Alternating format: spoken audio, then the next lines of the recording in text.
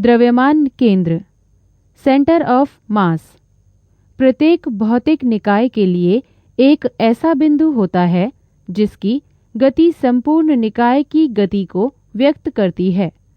जब निकाय किसी बाह्य बल के अंतर्गत गति करता है तो निकाय का यह बिंदु उसी प्रकार गति करता है जैसे कि एक अकेला कण उसी बाह्य बल के अंतर्गत गति करेगा। इस बिंदु को निकाय का द्रव्यमान केंद्र cm कहते हैं। निकाय की गति को इस द्रव्यमान केंद्र की गति के पदों में व्यक्त किया जा सकता है। दो कणों के निकाय का द्रव्यमान केंद्र। माना कि एक निकाय दो कणों जिनके द्रव्यमान m1 तथा m2 हैं से मिलकर बना है। माना निर्देशांक निकाय के मूल बिंदु O के सापेक्ष इन कणों के स्थिति सदिश वेक्टर r1 तथा वेक्टर r2 हैं। इस निकाय के द्रव्यमान केंद्र के स्थिति सदिश पोजीशन वेक्टर वेक्टर rcm को निम्नलिखित के द्वारा व्यक्त करते हैं।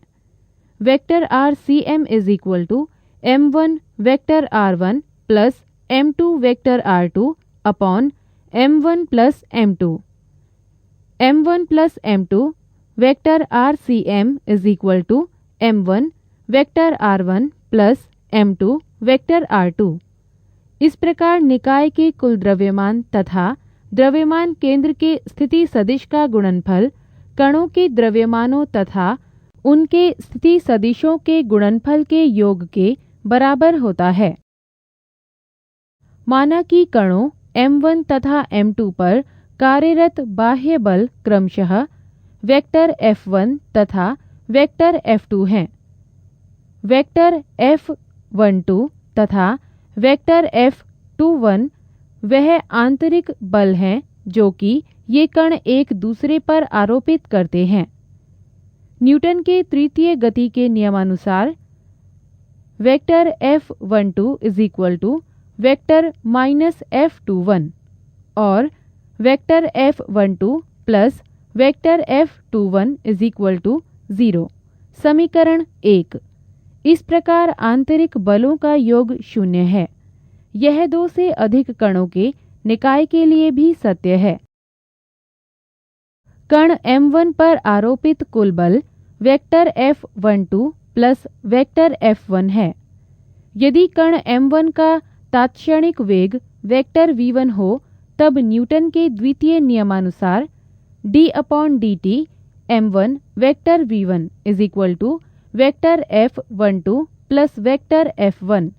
समीकरण 2।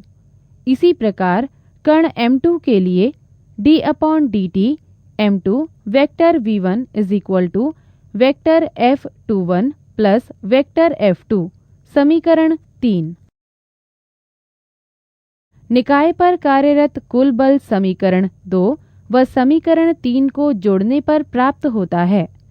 d/dt m1 vector v1 plus d/dt m2 vector v2 is equal to vector F12 plus vector F1 plus vector F21 plus vector F2 या d/dt m1 vector v1 plus m2 vector v2 is equal to vector F1 plus vector F2 चूँकि vector F12 plus vector F21 is equal to 0।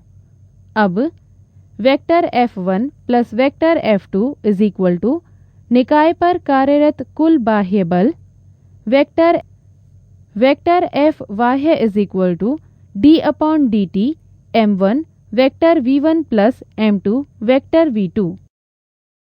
किसी कण का वेग उसके स्थिति सदिश के परिवर्तन की समय दर से परिभाषित किया जाता है। Vector v1 is equal to d/dt vector r1।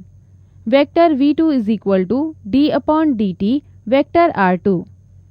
Vector F बाह्य is equal to differentiation of m1 d/dt vector r1 plus m2 d/dt vector r2 is equal to differentiation of d/dt m1 vector r1 plus m2 vector r2। Vector f बाह्य is equal to d square upon dt square m1 vector r1 plus m2 vector r2। समीकरण 4। समीकरण 4 के दाहिने पक्ष को m1 plus m2 से गुणा तथा भाग करने पर वेक्टर f बाह्य is equal to m1 plus m2 d square upon dt square m1 vector r1 plus m2 vector r2 upon m1 plus m2, या वेक्टर f बाह्य is equal to m1 plus m2 d square vector rcm upon dt square.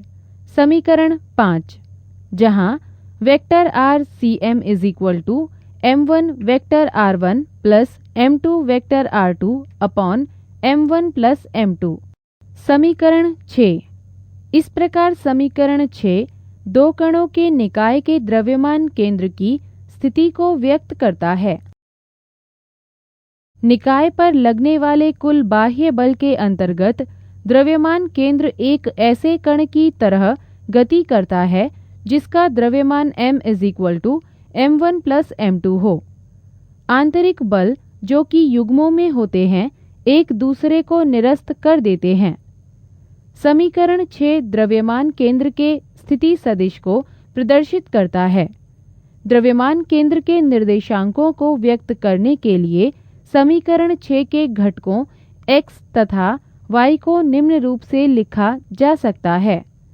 x is equal to m1 x1 plus m2 x2 upon m1 plus m2। y is equal to m1 y1 plus m2 y2 upon m1 plus m2। दो कणों के निकाय का द्रव्यमान केंद्र हमेशा उन कणों को जोड़ने वाली सरल रेखा पर स्थित होता है। यदि दो कणों का द्रव्यमान केंद्र मूल बिंदु O पर स्थित हो तब vector rcm is equal to 0। इसलिए m1 vector r1 plus m2 vector r2 upon m1 plus m2 is equal to 0, या m1 vector r1 plus m2 vector r2 is equal to 0, या vector r2 is equal to minus m1 upon m2 vector r1। इस प्रकार यदि r1 ऋणात्मक है तब r2 धनात्मक होगा। अतः यदि m1 मूल बिंदु अर्थात द्रव्यमान केंद्र के बाईं ओर स्थित है तब m2 मूल बिंदु के दाईं ओर स्थित होगा। यदि m1 is greater than m2 तब vector r1 is less than vector r2। अतः दो कणों के निकाय का द्रव्यमान केंद्र बाहरी कण के समीप स्थित होगा। यदि दोनों कणों के द्रव्यमान समान हो तब vector rcm is equal to m vector r1 plus m vector r2 upon m plus m, या vector rcm is equal to vector r1 plus vector r2 upon 2। x is equal to m x1 plus m x2 upon m plus m, या x is equal to x1 plus x2 upon 2। y is equal to m y1 plus m y2 upon m plus m, या y is equal to y1 plus y2 upon 2।